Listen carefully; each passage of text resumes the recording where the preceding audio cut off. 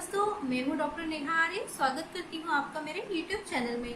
दोस्तों, आज मैं मेनोरेजिया के बारे में आपसे बात करूँगी। मेनोरेजिया हम किस कंडीशन को कहते हैं और ये क्या होता है और क्या कॉजेज आपको देखने को मिलते हैं और इसके क्या लक्षण, क्या सिम्टम्स बॉडी में देखने को मिलते हैं, और साथ ही में बहुत ही बढ़िया होम्योपैथिक मेडिसिन आपको बताऊंगी जो कि मेनोरेजिया की कंडीशन में बहुत ही ज़्यादा इफेक्टिव है। तो मेरा वीडियो अंत तक देखना ना भूलिए, और अगर आपने मेरे चैनल को सब्सक्राइब या लाइक, शेयर या कमेंट नहीं किया है तो आप जल्दी से मेरे चैनल को सब्सक्राइब कीजिए ताकि मेरे वीडियो की नोटिफिकेशंस मैं आप तक पहुंचा सकूं।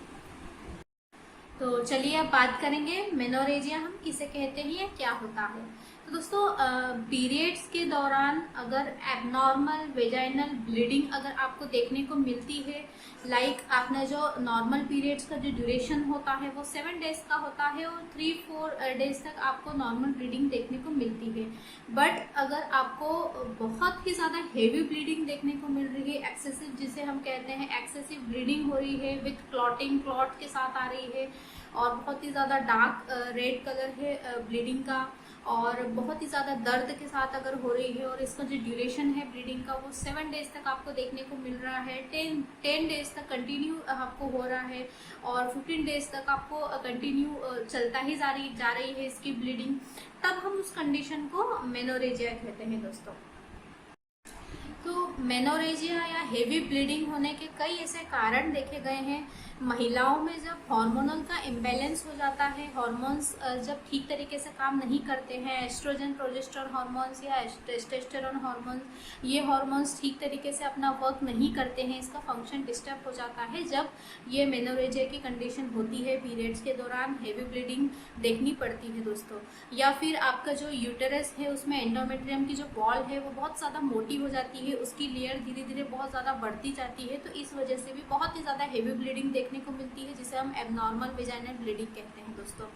और या तो फिर आपको कोई यूटेराइन फाइब्रॉइड हुआ हो, या फिर कुछ सर्वाइकल या एंडोमेट्रियन पॉलिप आपको देखने को मिलता है, या फिर आपको यूटेराइन कैंसर हो गया हो, या तो फिर आपको कुछ पॉलीसिस्टिक ओवेरियन डिसीज़ है या पॉलीसिस्टिक ओवेरियन सिंड्रोम जिसे हम कहते हैं, पॉलीसिस्टिक ओवेरियन डिसीज़ हो गई है, तो ये भी बहुत बड़ा रीज़न होता है हेवी ब्लीडिंग होने का।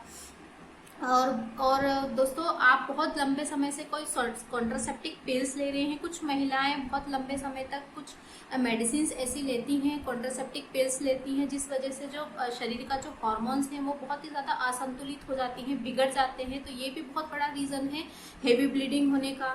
और साथ ही में आईयूडी डिवाइस, ये इंट्रायूटेराइन डिवाइस अगर बहुत कुछ महिलाएं यूज़ करती हैं तो इस वजह से भी मेनोरेजिया की कंडीशन ज़्यादातर महिलाओं में देखने को मिलती है।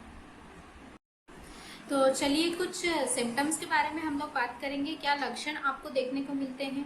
तो दोस्तों, बहुत ही ज़्यादा आपको एक्सेसिव ब्लीडिंग देखने को मिलती है 7 डेज तक, 10 डेज तक बहुत ही ज़्यादा हेवी ब्लीडिंग रहेगी। ब्लीडिंग के साथ साथ आपको एब्डोमिनल पेन भी रहेगा, क्रैम्पिंग पेन होगा, अनबियरेबल पेन जिसे हम कहते हैं, अनबियरेबल पेन रहेगा विथ क्लॉटिंग, आपको ब्लड क्लॉट के साथ में आपको ये ब्लीडिंग देखने को मिलेगी। और ये ब्लीडिंग जब होती है तो आपका शरीर बहुत ही ज़्यादा कमज़ोरी महसूस करता है, वीकनेस आ जाती है आपकी बॉडी में। और साथ ही साथ बहुत ही मेन सिम्टम्स है एनीमिया की कंडीशन। अगर ज़्यादा ब्लीडिंग होगी, हेवी ब्लीडिंग होगी शरीर से, तो आपको एनीमिया की कंडीशन भी फेस करनी पड़ती है, खून की कमी हो जाती है, हीमोग्लोबिन की कमी हो जाती है जिसे हम कहते हैं।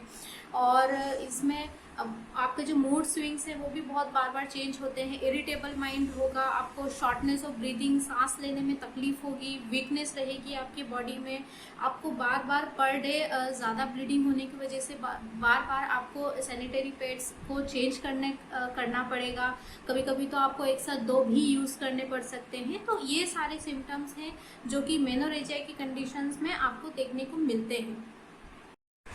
तो चलिए आगे हम कुछ होम्योपैथिक मेडिसिन के बारे में बात करेंगे जो कि हेवी ब्लीडिंग में बहुत ही ज़्यादा इफेक्टिव है।